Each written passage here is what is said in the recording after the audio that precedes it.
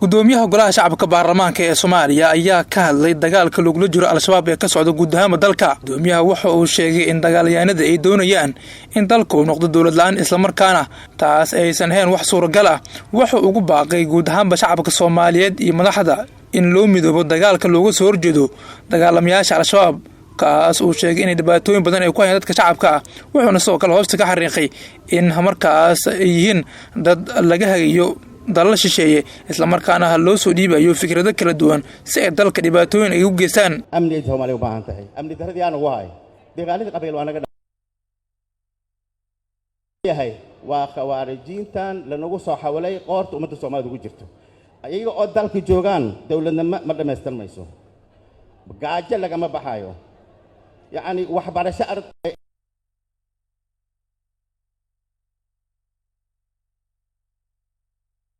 nimankaasaa jooga iskuul lagama furi karo gargaar looma geyn karo ganacsi xurre ma heli karaan yani ilaa shabaab dalkan joogo dawladnimo Soomaaliya ma dhameystirmayso madaxweynaha maanta waxaa ku kallafay in ma aragtay asiga oo madaxweynihii jamhuuriyadda ah asiga oo 67 ku jir ku dhow sabab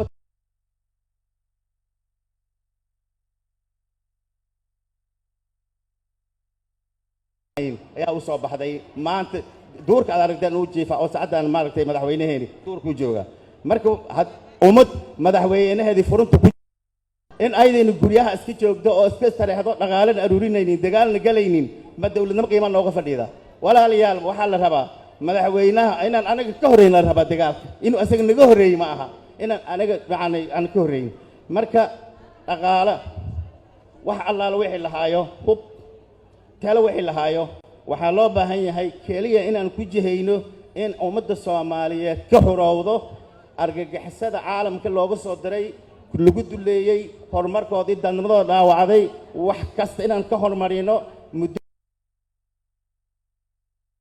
waxyaalaha ay shacabkeediba ma aragtay ku mashquulayaan inay noqoto in dalkan uu xorowo xaqiiqdii waxaan u mahadcelinayaa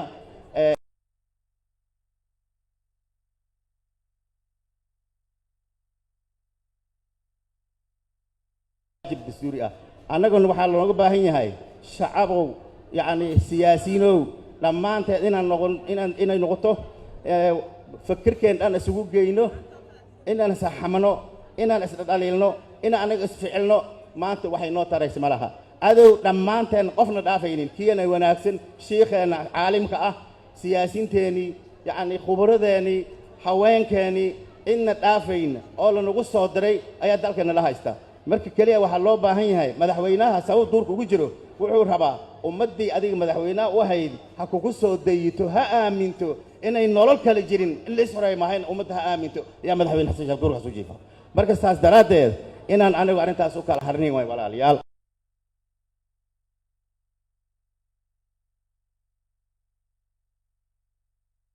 dawladnimo ma dhameystirmi karto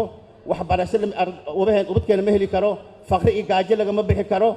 degmooyinka iyo tacabka beer lama tacaban karo ganacsi ma tusi karo haddii ku amal iska saarin dalka lacag looma soo samayn karo yani dawladnimadii waxaa dhaawac ku hal cuduraan hayn cudurkaas maanta muxuu yahay waa al-shabaab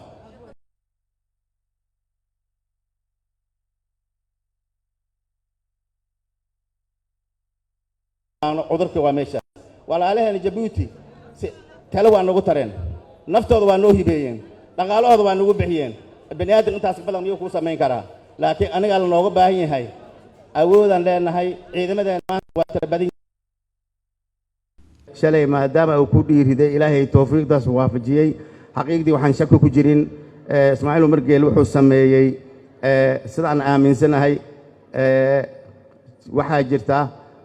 aayadii suuratul al-imraan وشاورهم في الأمر فإذا عزمت فتوكل على الله إنه كجلي أو ولا له للشوري يعني دولة